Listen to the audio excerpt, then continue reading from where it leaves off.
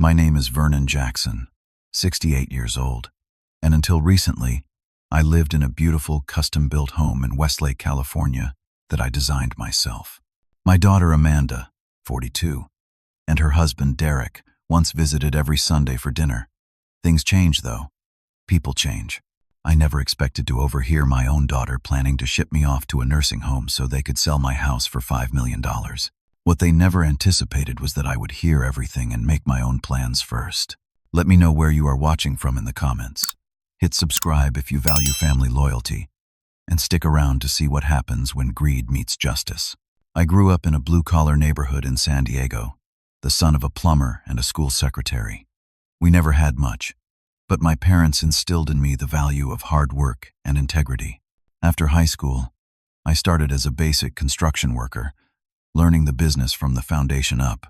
Quite literally, I saved every penny, took night classes in business and architecture, and by my late 20s, I had started my own small construction company. Over 4 decades, I built that company into Vernon Jackson Developments, one of the most respected real estate development firms in Southern California. We specialized in luxury custom homes, and I took immense pride in our attention to detail and quality craftsmanship. My success wasn't overnight. It came through countless 70-hour work weeks, smart investments, and a reputation for honesty in an industry not always known for it. I met Catherine during my second year of community college. She was studying education, planning to become a teacher. Beautiful, intelligent, and kind. Catherine balanced my workaholic tendencies with her gentle reminders about what truly mattered in life. We married after graduation, bought a small starter home, and planned for our future together. Amanda came along 5 years later, our only child. Catherine had complications during pregnancy that prevented us from having more children, but Amanda was our pride and joy. I can still remember holding her tiny hand as she took her first steps across our living room floor, her graduation from Stanford with honors, and walking her down the aisle at her wedding. Catherine and I built our dream home in Westlake when I turned 50, after Amanda left for college. It was a 6-bedroom Mediterranean-style mansion in an exclusive gated community, with sweeping views of the hills. I designed every inch of that house myself, incorporating all the ideas Catherine and I had discussed over the years. The grand foyer with its curved staircase, the kitchen where Catherine loved to cook for family gatherings, the library filled with her collection of classics, and the back patio where we watched countless sunsets together. 3 years ago, Catherine was diagnosed with aggressive pancreatic cancer. Despite the best treatments money could buy, she was gone within 6 months. Those final days were spent in our home, surrounded by the spaces she loved. After 43 years of marriage, I found myself alone in our dream house, rattling around in rooms that seemed suddenly too quiet, too empty. Amanda was my rock during that difficult time. She came over regularly, bringing home cooked meals, helping me organize Catherine's belongings, and just sitting with me during those long, grief-filled evenings. We had always been close, but Catherine's passing seemed to strengthen our bond even more. I felt incredibly grateful to have her in my life. That began to change after Derek entered the picture. Amanda met him about a year after her mother passed away, a financial advisor with slicked-back hair and expensive suits. Derek always struck me as a bit too smooth, too focused on appearances and status.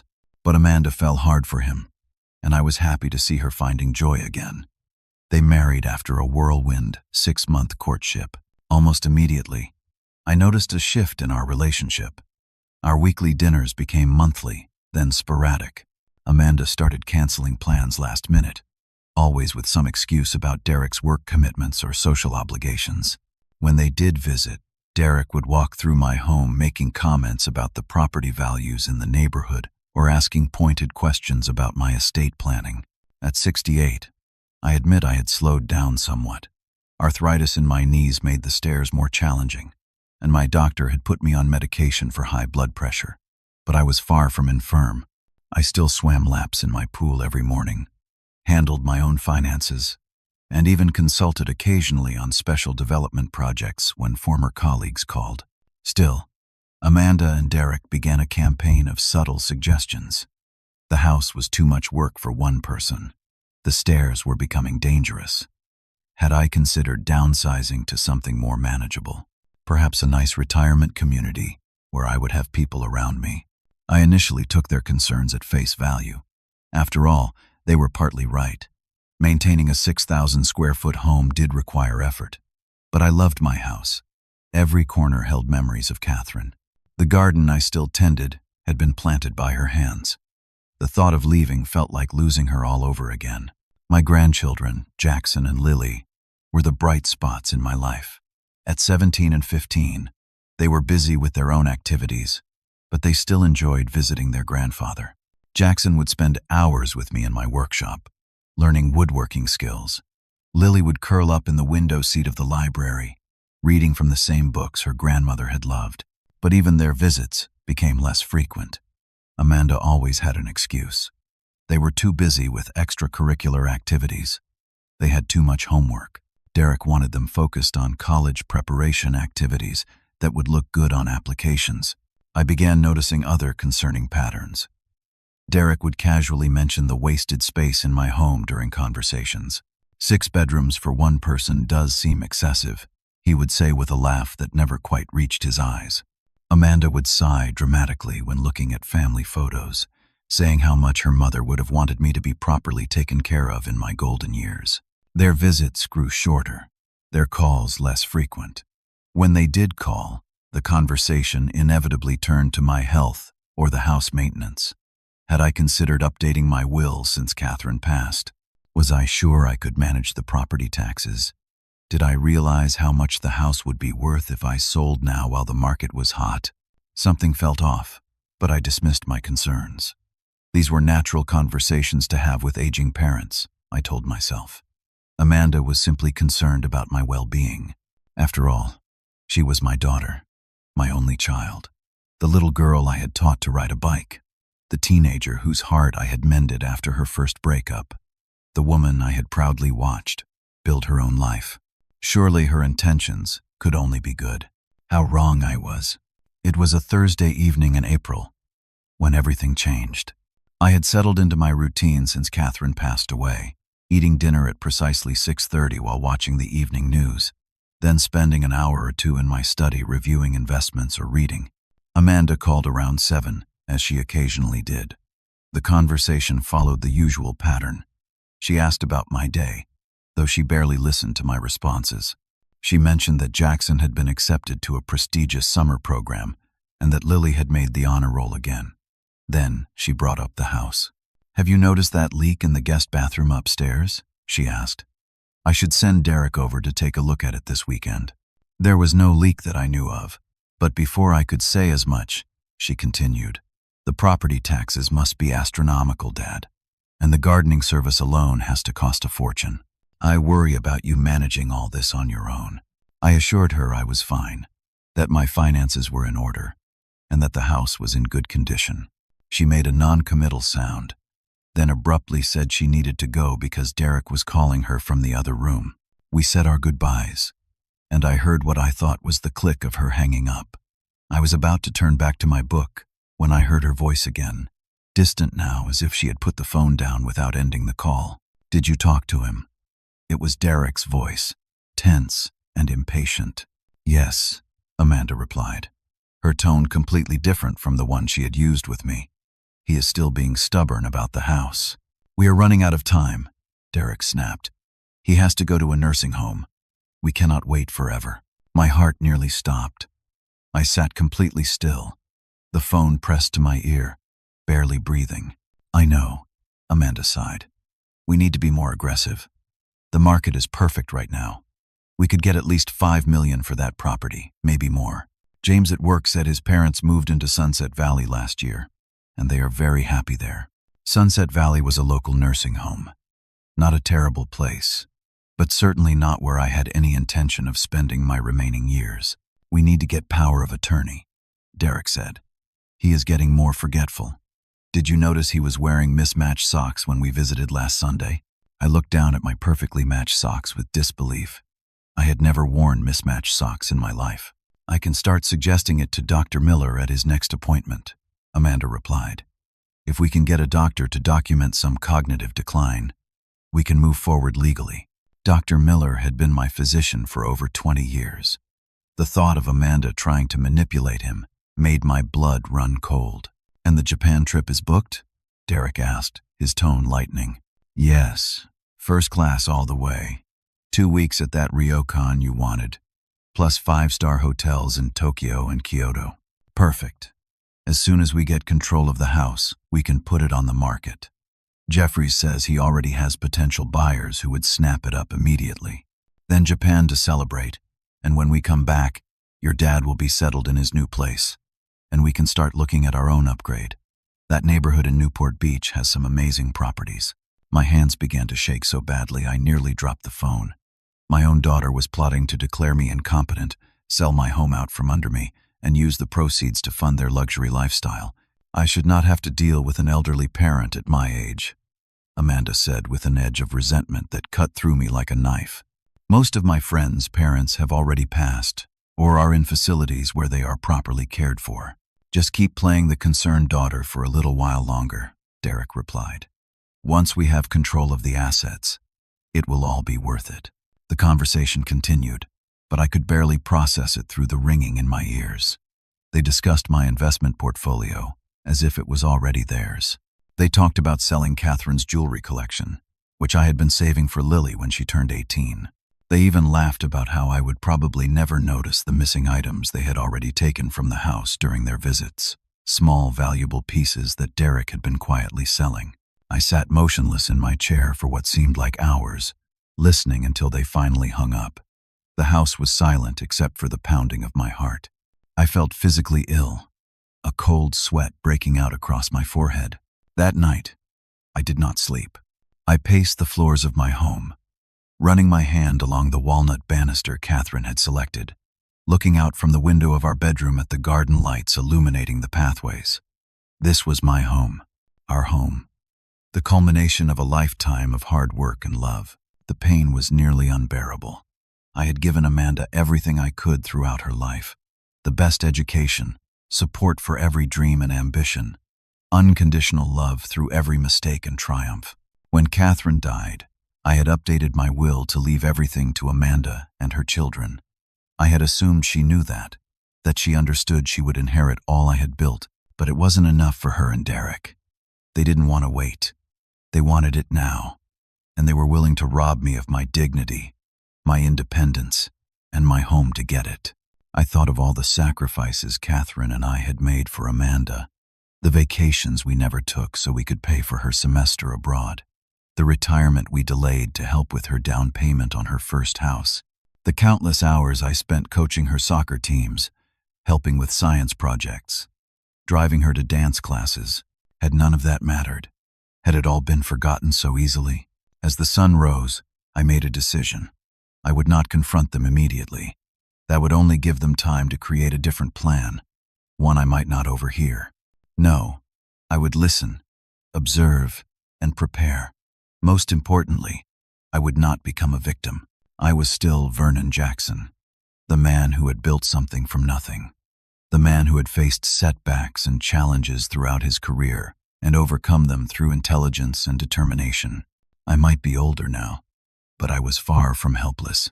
If Amanda and Derek wanted to play a game, they would soon learn that they were amateurs facing a master, and I was playing for keeps. The morning after overhearing that devastating conversation, I began a methodical assessment of my situation. First, I needed to understand exactly what legal power Amanda and Derek might have over me and my assets. I called my longtime friend and attorney, Thomas Wainwright, and invited him to lunch, careful to make it sound like a casual get-together rather than a legal consultation. Thomas and I had known each other for over 40 years. We had started our careers around the same time, and he had handled all my business and personal legal matters. He was one of the few people I trusted completely, especially now.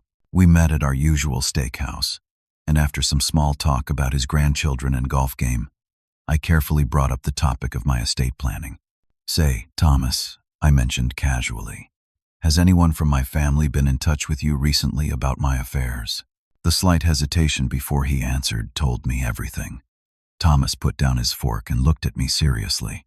"Vernon, Amanda called my office 3 times last month. She was asking about the process for obtaining power of attorney, citing concerns about your cognitive health. She also inquired about the deed to your house, whether there were any trusts or encumbrances that would prevent a sale.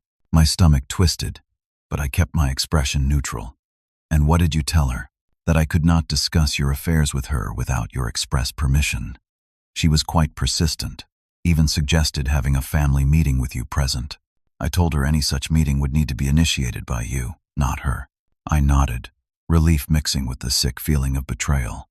Thank you, Thomas. I appreciate your discretion. Vernon, his voice lowered. Is everything all right? Do you have concerns about Amanda or her husband? I considered how much to share. Thomas was bound by attorney-client privilege, but I wasn't ready to reveal the full extent of what I had discovered. Not yet. I am just doing some due diligence, I replied carefully, making sure all my affairs are in order. Thomas studied me for a moment, clearly sensing there was more to the story. Is there anything you need from me professionally at this time? Actually, yes. I need you to prepare a complete overview of all my assets, property titles, investment accounts, and existing legal documents.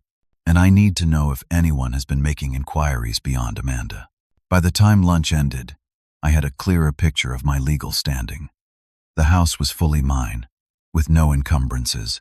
My investment portfolio was substantial and securely in my name alone. My will left everything to Amanda and the grandchildren, but that could be changed. Most importantly, no one currently had any legal authority over me or my assets. Next, I began talking to my neighbors. Under the guise of planning a block party, I visited several homes on my street. During these friendly conversations, I discovered disturbing patterns. Amanda and Derek had apparently been planting seeds of concern throughout my social circle. Martha Wilson, who lived 3 doors down, mentioned that she had seen Amanda and a man with a clipboard walking around my property about a month ago. I assumed it was a property assessor, Martha said as she poured me coffee in her sun-drenched kitchen. Amanda mentioned you were considering selling, said it was getting to be too much for you. I forced a smile. Just exploring options, I lied smoothly. James and Sarah Bennett revealed that Derek had told them at the community Christmas party that they were concerned about my living alone after a recent fall. Is your hip better now? Sarah asked with genuine concern. I had never fallen, and there was nothing wrong with my hip. Most disturbing was my conversation with Harold Baker, the head of our neighborhood association. He mentioned casually that Amanda and Derek had already brought a realtor to one of the monthly meetings to discuss listing procedures and community guidelines for home sales. They seemed very organized, Harold said. Even had digital staging photos to show how they planned to update the interior for sale. Said you had agreed to move to a senior community after the holidays. It was worse than I had imagined. They had been systematically laying groundwork, telling neighbors and friends I was declining, making arrangements to sell my home, and even discussing my supposed willingness to move. They were creating a narrative of an elderly father who needed assistance making decisions, a narrative that would support their bid for control of my assets. At home that evening, I began searching for evidence. In my home office, I found that some files had been moved from their usual places. My recent medical records were missing. So was the folder containing information about my investments. I discovered a small recording device tucked under my desk, presumably placed there to monitor my phone conversations. In the kitchen drawer, where I kept medications, I found that someone had reorganized my pills, separating them into morning and evening doses, something I had never done because I had no trouble remembering my simple medication schedule. They were creating evidence of confusion and forgetfulness where none existed, strategically misplacing items, then helping me find them, rearranging things, then acting concerned when I noticed.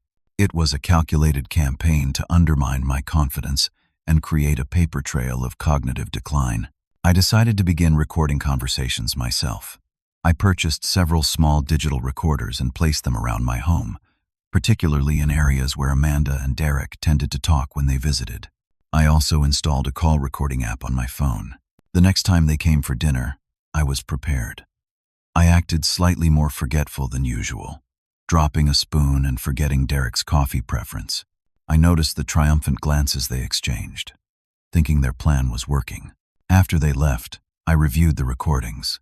In the kitchen, while I was getting dessert from the dining room, they had a quick, hushed exchange. "He seems worse this week," Derek whispered. "Dr. Miller will definitely notice at his appointment on Thursday." "I have already called the doctor's office to make sure they know about the concerns," Amanda replied. "I will be going in with him, of course, to help him understand." They thought I would meekly allow my daughter to manipulate my doctor's assessment. They were wrong. I called Dr. Miller's office the next day and rescheduled my appointment without telling Amanda. Then I scheduled a separate meeting with the doctor, explaining that I had concerns about my daughter's interference. Dr. Miller had known me for decades and was horrified by what I shared. He promised to document my obvious mental clarity and to contact me directly with any concerns, not through Amanda. My investigation continued over the next 2 weeks. I discovered that Amanda and Derek had been systematically isolating me. They had told my golf buddies I was no longer interested in playing due to health concerns. They had informed my volunteer organization that I needed to step back from commitments. They had even called a senior transportation service to inquire about regular pickups, claiming I was no longer safe to drive. Most disturbing of all, I found evidence they had already made contact with Sunset Valley Nursing Home. A brochure with notes in Amanda's handwriting was accidentally left in her purse when she visited. The notes included details about payment plans, required medical assessments, and the facility's policy on personal belongings, with a start note: minimal space for personal items. Sell or donate most household goods. They had no intention of allowing me to keep my possessions, the treasured items that Catherine and I had collected over our lifetime together. In their minds, my life had already been reduced to a small room in a facility, my belongings sold off, my home taken over by them. The betrayal cut deeper than I could have imagined. But as my shock and grief began to subside, they were replaced by something else: resolve. I had built my life and fortune through strategic thinking and decisive action. Those skills had not disappeared with age. It was time to use them. My first call was to Margaret Reynolds, a former business associate and now one of the top real estate agents in Southern California. Margaret and I had worked together on several development projects in the past, and I knew I could trust her discretion. "Margaret, I need to sell my house quickly and very, very quietly," I told her when we met at her office, well away from my neighborhood where we might be seen. She raised an eyebrow but asked no questions about my urgency. Instead, she focused on the practical aspects. "What timeline are we talking about, Vernon?" 30 days, maximum. "And I need a buyer who can close with cash. No contingencies." Margaret nodded thoughtfully. "For your property, in that neighborhood, with those specifications, we are looking at a limited pool of buyers. But I do have a few clients who might be interested. Foreign investors, a tech entrepreneur who just sold his company, a few high-level executives who relocate frequently." "Price point?" she asked. "Market value," I replied. "I am not desperate enough to take a significant cut, but I am willing to be reasonable for the right buyer who can meet my timeline and conditions." She studied me for a moment. "Vernon, we have known each other a long time. Is everything all right? This is not like you." I considered how much to share. Margaret was not just a business contact, but also a friend. Still, I kept my explanation simple. "Family situation," I said finally. "My daughter and son-in-law have been making plans for my home and my future without my consent. I am simply making sure I remain in control of both." Margaret nodded, understanding immediately. "Say no more. I will handle this with the utmost confidentiality." True to her word, within a week, Margaret had arranged private showings for 3 potential buyers. The property was never listed publicly. No sign went up in the yard, and the showings were conducted while Amanda and Derek were at work. Margaret presented the house as a rare off-market opportunity, creating an atmosphere of exclusivity that attracted exactly the right kind of buyer.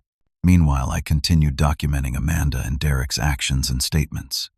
I recorded phone calls where they casually mentioned my supposed confusion or forgetfulness to friends and family. I kept a detailed log of items they moved or removed from my home. I documented every suggestion they made about senior living facilities or my supposed inability to manage my affairs. The most damning evidence came when Amanda suggested a wonderful gift: A 2-week trip to Japan, all expenses paid, for me to enjoy some much-deserved rest and relaxation. "You work so hard on that garden, Dad," she said with practiced concern. "You need a break. Derek and I will house sit while you are gone. Make sure everything is taken care of." I pretended to be thrilled by the generous offer, all while recognizing it for what it was: a transparent attempt to get me out of the house so they could further their plans. The trip was scheduled for mid-June, just 6 weeks away. It was perfect timing. Playing the role of grateful father was difficult. Every time Amanda hugged me or Derek clapped me on the shoulder, I had to fight the urge to confront them with what I knew. The betrayal still hurt, a constant ache beneath my carefully maintained facade. At night, alone in my home, I often found myself looking at old family photos, wondering where I had gone wrong, how the little girl I had raised could turn into a woman who would betray her father so completely. But during the day, I focused on my plan. I contacted several luxury senior living communities, not because Amanda wanted me in one, but because I was genuinely interested in exploring my options. Unlike the nursing home they had selected for me, these were upscale retirement communities that offered independent living with amenities and services. After touring 5 different properties, I found one I genuinely liked: the Palisades, an elegant community overlooking the ocean. It featured spacious private apartments, gourmet dining options, a pool, fitness center, and an active social calendar. Residents lived independently but had access to housekeeping, transportation, and optional care services if needed. It was nothing like the institutional setting Amanda and Derek had planned for me. I put down a deposit on a 2-bedroom apartment with a den and a large balcony. The monthly fee was substantial, but well within my means, even after setting aside funds for my grandchildren and other priorities. While I was making these arrangements, Margaret called with excellent news. She had found a buyer, a tech executive relocating from Silicon Valley who had fallen in love with the property and was willing to pay $5.2 million in cash with a 21-day close. The price was slightly above market value, a testament to Margaret's negotiating skills and the desirability of an off-market purchase for a buyer of this caliber. There was one special condition: the buyer was renovating another home and needed temporary housing. Would I be willing to close the sale but allow them to take possession 30 days after closing? They would pay a substantial rent for the additional time. It couldn't have been more perfect. I agreed immediately. The timing aligned exactly with Amanda and Derek's plan to send me to Japan. They would believe I was thousands of miles away while the sale of my home was finalized. By the time they realized what had happened, it would be too late. The next few weeks were a whirlwind of activity, all conducted with careful secrecy. I sorted through my possessions, identifying the most precious items that I would take with me: Catherine's favorite books, our photo albums, the handcrafted chess set we had bought on our 20th anniversary trip to Italy, my grandfather's watch. I arranged for these treasures to be moved to a secure storage facility temporarily.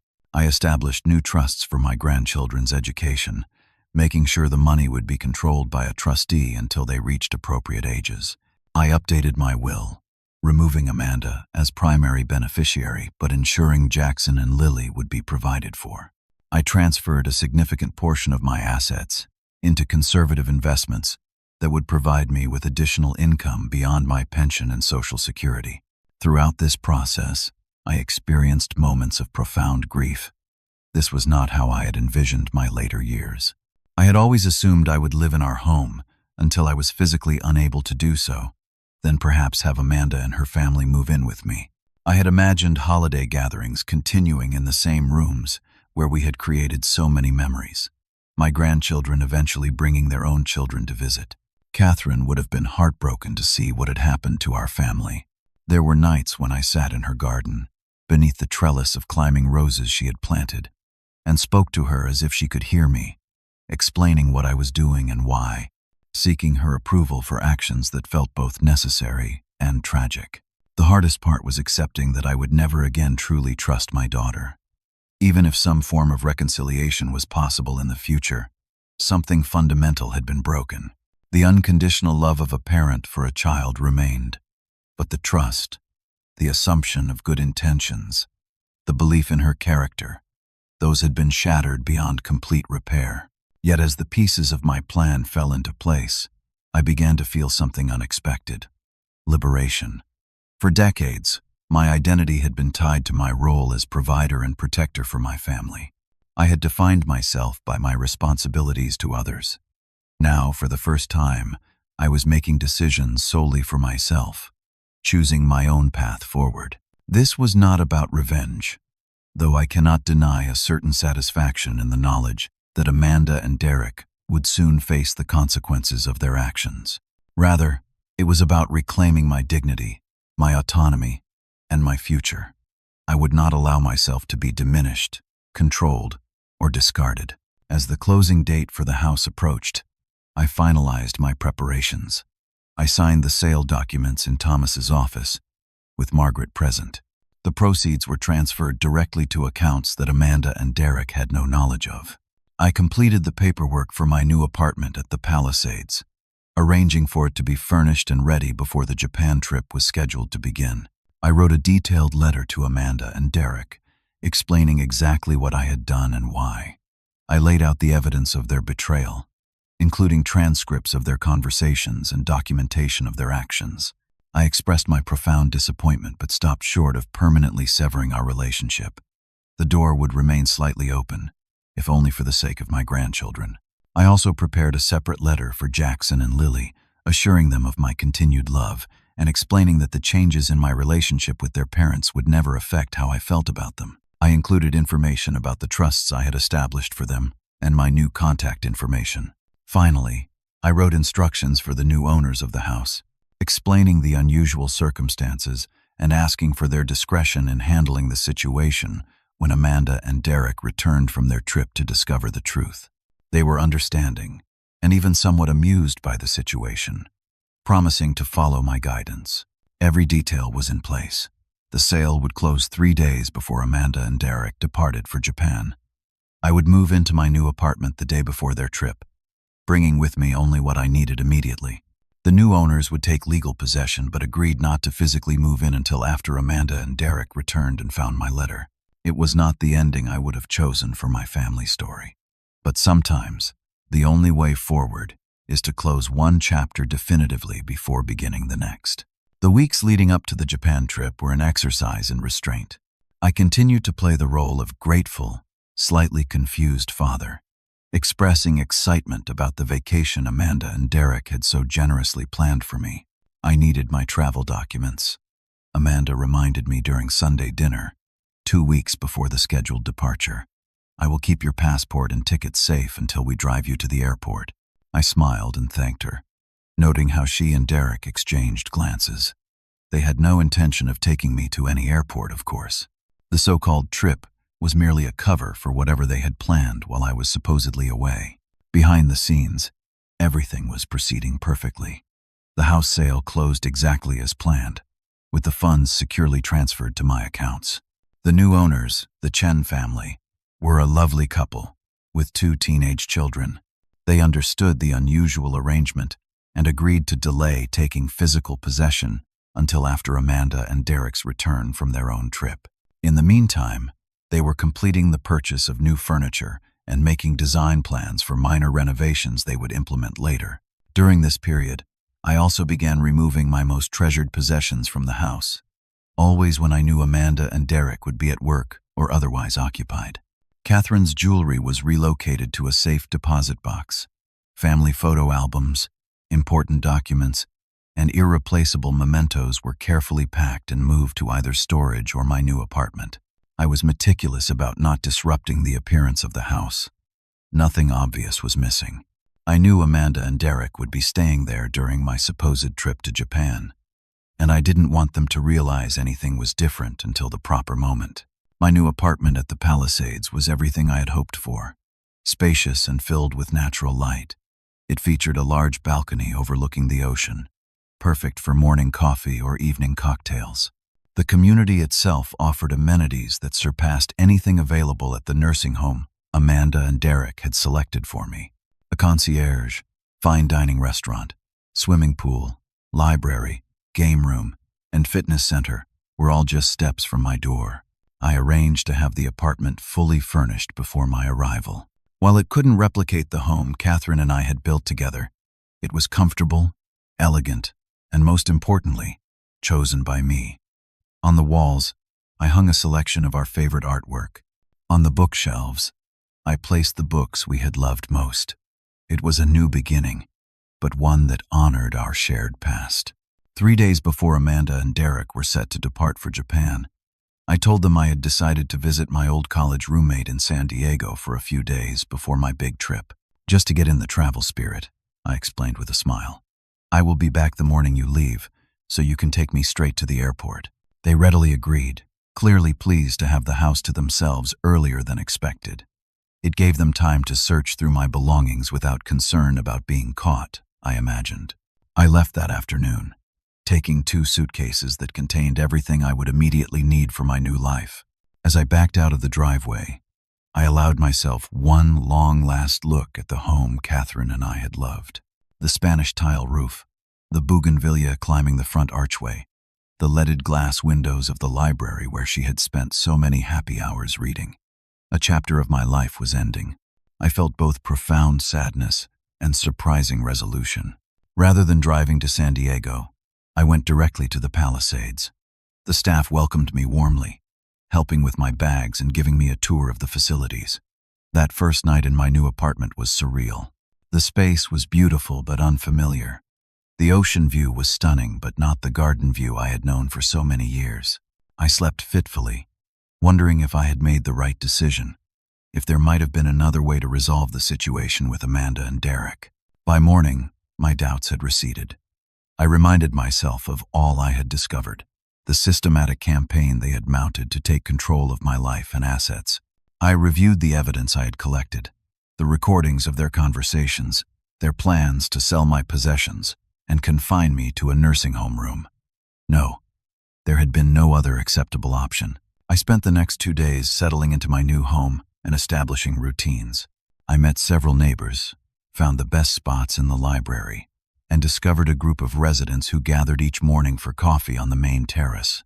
To my surprise, I found myself enjoying the ease of this new lifestyle. No house maintenance to worry about, excellent meals available when I didn't feel like cooking, and interesting people to talk with whenever I wanted company. On the day Amanda and Derek were scheduled to leave for Japan, I received a text from Amanda. "Hope you are enjoying San Diego.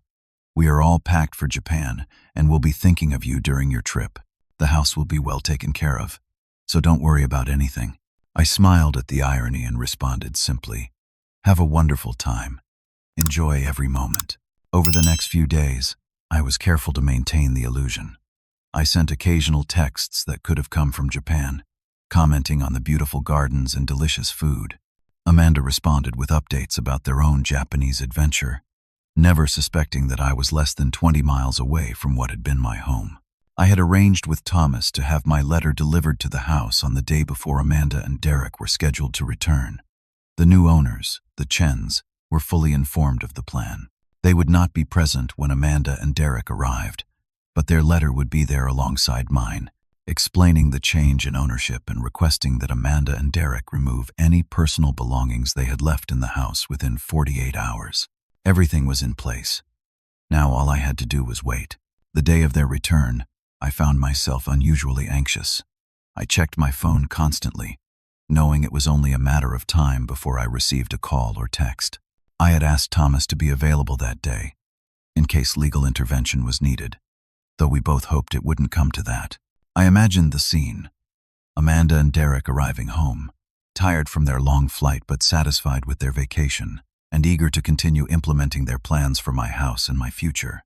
They would use their key to enter what they thought was still my home but what they already considered their property. Perhaps they would discuss renovation plans as they opened the front door, debating which of my possessions to keep, which to discard, which to sell. Then they would find the envelope on the entryway table, addressed to them in my familiar handwriting, and their world would change, just as mine had when I overheard their conversation weeks earlier. At 2:17 that afternoon, my phone rang. It was Amanda. I let it go to voicemail. It rang again, immediately. Then again. Then a flood of texts began. Dad, what is going on? Dad, there are letters here saying you sold the house. This must be a mistake. Dad, please call me immediately. I turned off my phone. I had said everything I needed to say in my letter. The time for conversation would come later, after the shock had worn off and reality had been accepted. For now, I needed distance from the storm of emotions that was surely engulfing Amanda and Derek.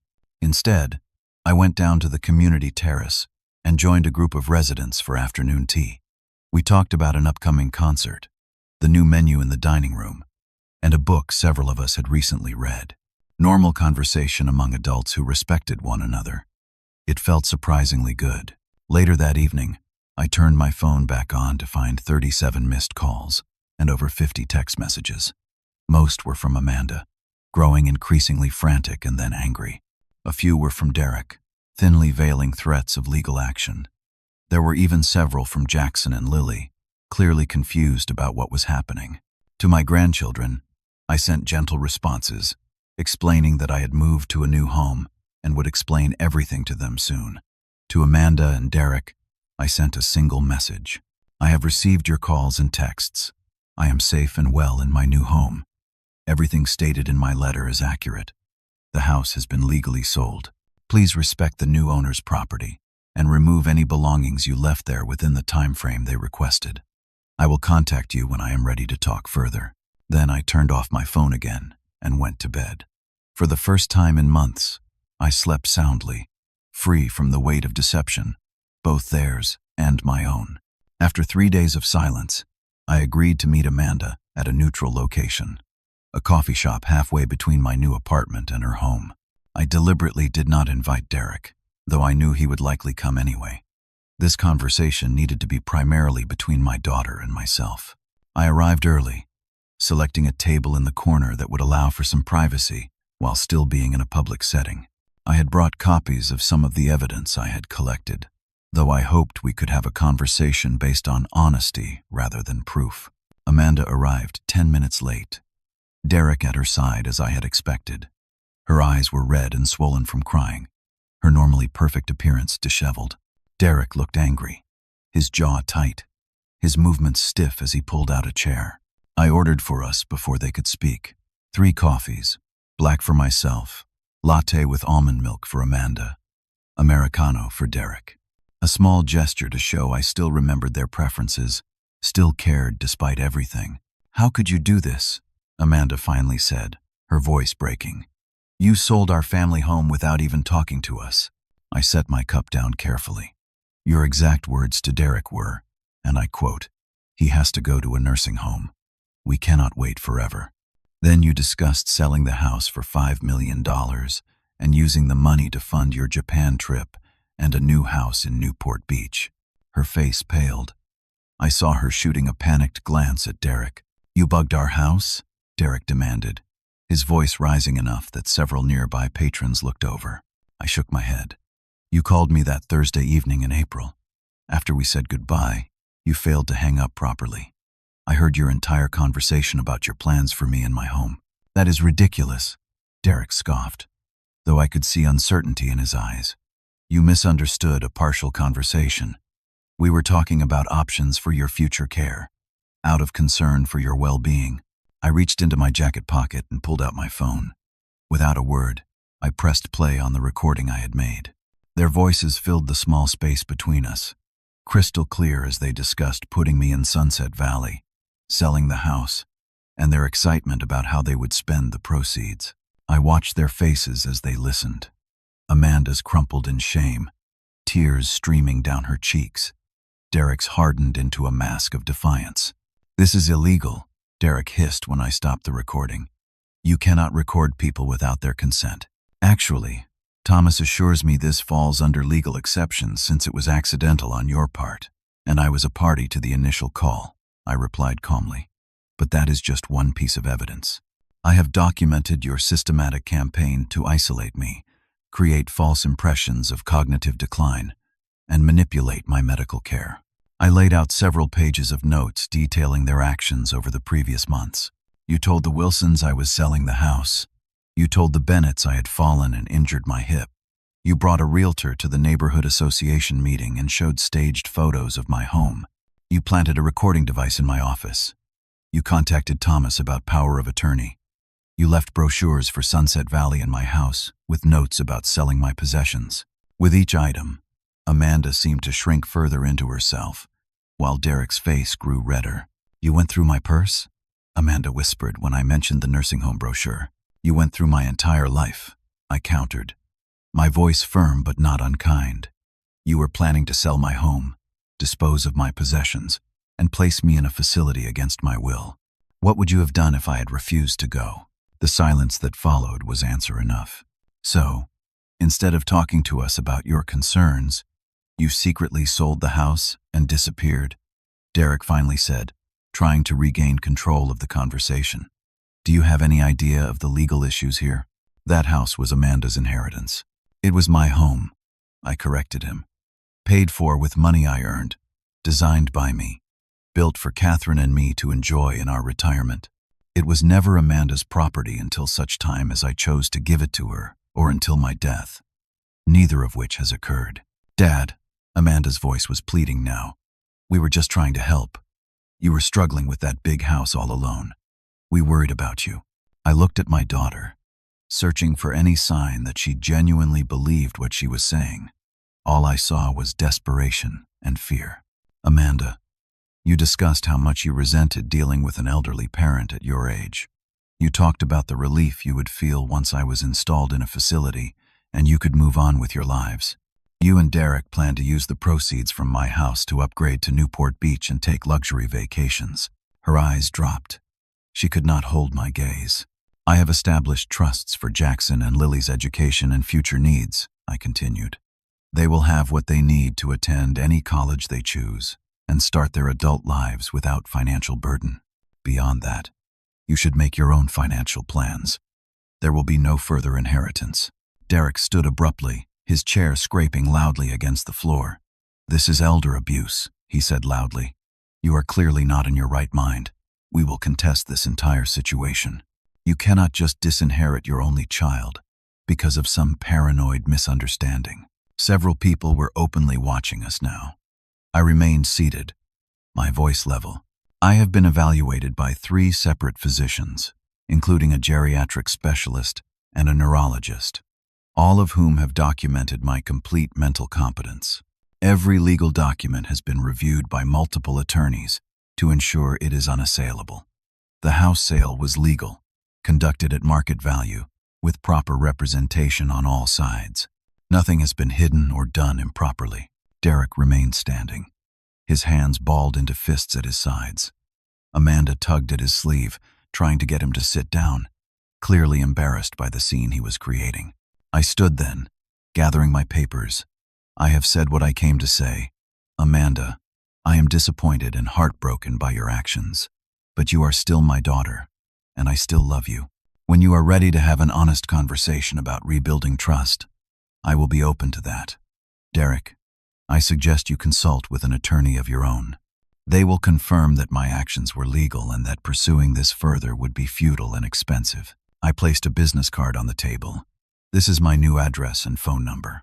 Jackson and Lily are welcome to visit me anytime. I hope that someday we can find a way forward as a family, but that will require honesty and respect from all parties. I walked out of the coffee shop with my head high, feeling a complex mixture of sadness and relief. The confrontation had gone largely as I had expected. Derek would bluster and threaten. Amanda would alternate between defensiveness and guilt. But ultimately, they had no legal recourse. The truth was laid bare, and now we all had to live with it. As I drove back to the Palisades, I reflected on the family we had been and the fractured relationships we had become.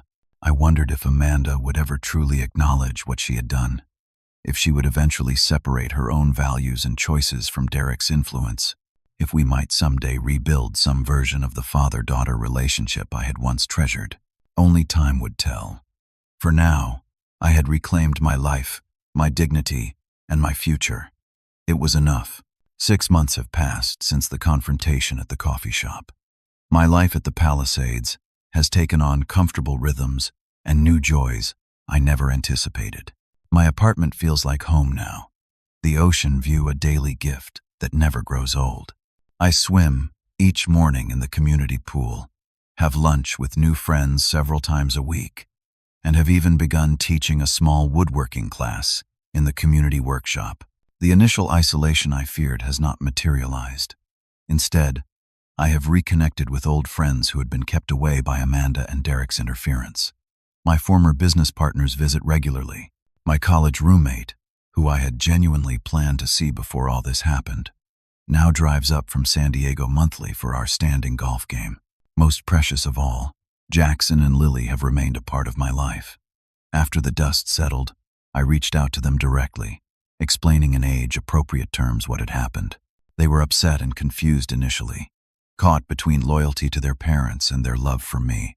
But teenagers have a remarkable capacity for understanding complex adult situations, often more clearly than the adults themselves. Jackson was the first to visit, coming to the Palisades for lunch one Saturday, when he told his parents he was at a study group. We talked for hours, and I showed him around my new community. He seemed relieved to see that I was happy and well cared for, not abandoned or diminished as he might have feared. Lily followed a few weeks later, arriving with a handmade card and tears in her eyes. "I am so sorry about what Mom and Dad did," she said as soon as I opened the door. I never knew they were planning any of that.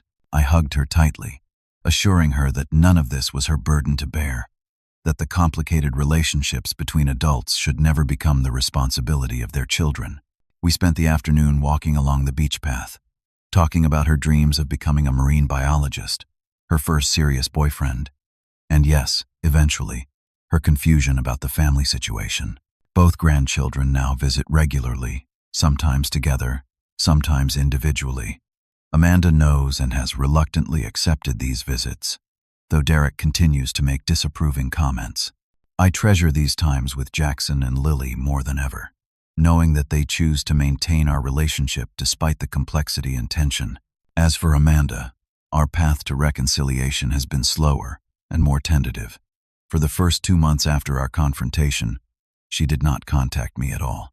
Then, on my birthday, a card arrived with a simple message: "I am sorry. I miss you. When you are ready to talk, I am here." I waited another week before calling her, suggesting we meet for lunch. Just the two of us. That first conversation was difficult, filled with long silences and careful words. But it was a beginning. Over subsequent meetings, Amanda has gradually acknowledged the full extent of her actions. She admitted that Derek had been the initial driver of the plan, but she had willingly participated, blinded by the promise of financial gain and freedom from what she had begun to see as the burden of an aging parent.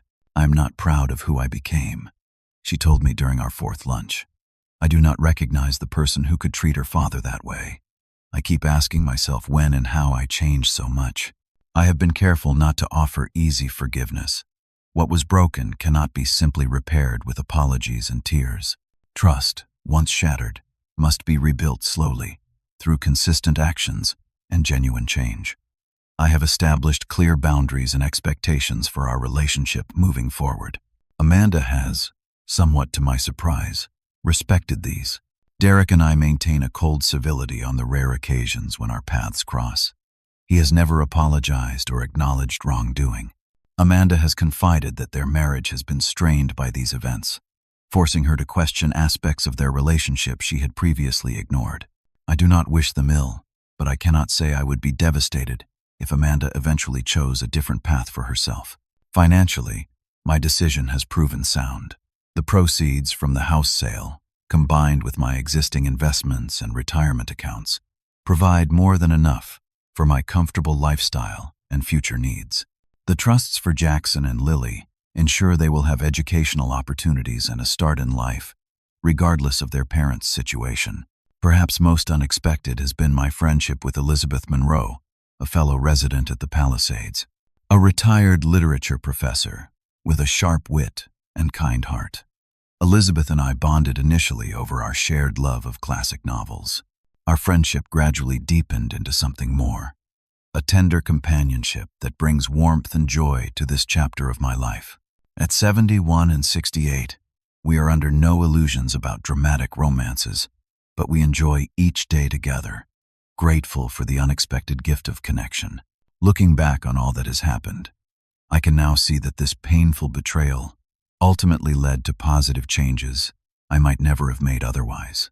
The house that I clung to out of memory and habit had become more of a mausoleum than a home after Catherine's death. My new life is more active, more engaged, less isolated than the existence I had been leading. I have learned painful but valuable lessons through this experience. I have learned that money can corrupt even the closest relationships, that children do not always share the values we believe we have instilled in them, that protecting one's dignity sometimes requires difficult choices. I have learned that independence is not just about physical capabilities, but about maintaining control of one's decisions and future. Most importantly, I have learned that there is always a path forward, even when it seems that everything precious has been lost. The human spirit has remarkable resilience, the heart an astonishing capacity for both pain and healing. If you find yourself facing betrayal, especially from those you trusted most, remember that you always have choices. You are never too old to start again, to rebuild, to find new joy and purpose. Stand up for yourself with dignity and determination. Do not allow others to diminish your worth or control your future. Life rarely unfolds as we expect, and relationships often disappoint our deepest hopes. But within that disappointment lies the opportunity for growth, for new beginnings, for unexpected joy if we have the courage to move forward. What difficult family situation have you faced, and how did you handle it? I would love to hear your stories in the comments below. If this resonated with you, please hit the like button and subscribe to hear more real-life experiences. And remember to share this video with someone who might need to be reminded of their own strength and dignity today.